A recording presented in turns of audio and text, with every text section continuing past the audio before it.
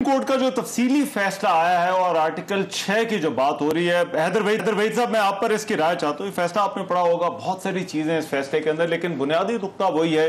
एक तो मुझे आर्टिकल 6 के हवाले से जो इजाफी नोट है उस हवाले से बताइएगा कि क्या वाकई इस वक्त ये ग्राउंड्स हैं इस फैसले की बुनियाद में कि आर्टिकल 5 की खिलाफ वर्जी हुई और आर्टिकल 6 की कार्रवाई हो सकती है, क्योंकि हुकूमत कल ये सवाल कंसीडर करने जा रही है कैबिनेट के अंदर। दूसरा जो सबसे बड़ा एतराज इस वक्त पाकिस्तान तहरीक इंसाफ की तरफ से आ रहा है कि साइफर को कंसीडर नहीं किया गया, उसकी तहकीकात नहीं करवाई गई।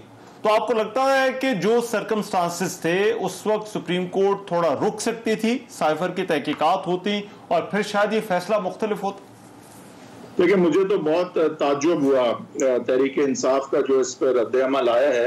ये फैसला तो पहले ही हो चुका था और इस फैसले में उन्होंने ये साफ कह दिया है, कंकरिंग जो जजमेंट है, एक्चुअल जजमेंट, वो कहती है कि आर्टिकल 5 जो कि कहता है कि आप कॉन्स्टिट्यूशन को ओबे करेंगे, उसकी खिलाफ वर्जी हुई है। तो ये बात तो वाज़ेह है कि द कॉन्स्टिट्यूशन हैज बीन डिसओबेड। अब ये जो डिसोबीडियंस की गई है कॉन्स्टिट्यूशन की, क्या वो इस हद तक जाती है कि हम इसे सबवर्जन, एब्रोगेशन और आर्टिकल 6 और गद्दारी के जुमरे में ला सकें या नहीं, इसके हवाले से जो मेन जजमेंट है वो नहीं कुछ कहती। इजाफी नोट में ये जरूर कहा गया है कि आर्टिकल 6 के हवाले से पार्लियामान जो है वो फैसला करे कि आगे क्या करना है।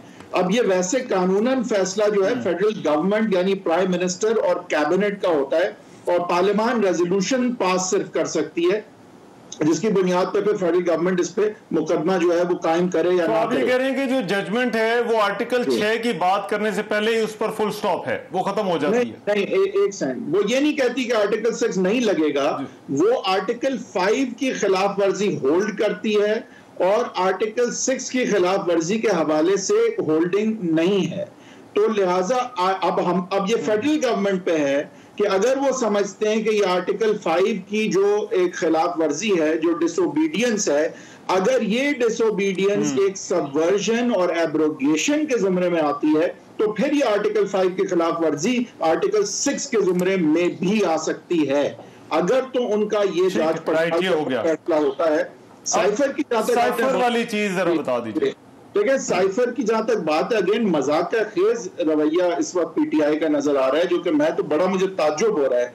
देखें अदालत क्या कह रही है। अदालत ने सिंपली ये कहा है कि देखें, आर्टिकल 5 को इन्वोक करके आपके डिप्टी स्पीकर ने साइफर को बुनियाद बना के नो कॉन्फिडेंस जो आर्टिकल 95 में उनकी जिम्मेदारी थी, जो हर हालत में होना था, उसको रोका।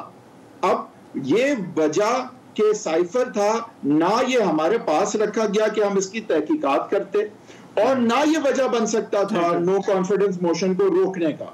ये कहा अदालत ने, जो कि 100% दुरुस्त बात है, और ये बात पहले भी हो चुकी थी। ये तो पीटीआई वाले मेरे ख्याल से आप बैल मुझे मार भी एक हद तक कर रहे हैं कि उन्हें तो चाहिए था, वो कहते हैं तो फैसला सिर्फ तफसील आई है, तो हो भी चुका पहले खिलाफ हमारे, तो वो मेरे ख्याल से इसको और ज्यादा आई थिंक अपने दुश्मन खुद बन रहे हैं। और ये अदालत का फैसला बिल्कुल दुरुस्त है। और ये आप मुझे बताएं, मैं आपसे कहूं तहकीकात करो किसी चीज पर, आपको वो दो ही नहीं चीज, तो आप करेंगे तहकीकात? क्या आइन में जो लिखा गया है कि नो कॉन्फिडेंस होना है, क्या उसको रोकने की बुनियाद में ऐसी चीज बना सकता हूं आपके सामने जो आपके सामने रखूं ही ना मैं? तो आप बताएं किस तरह से अदालत का फैसला बिल्कुल दुरुस्त है।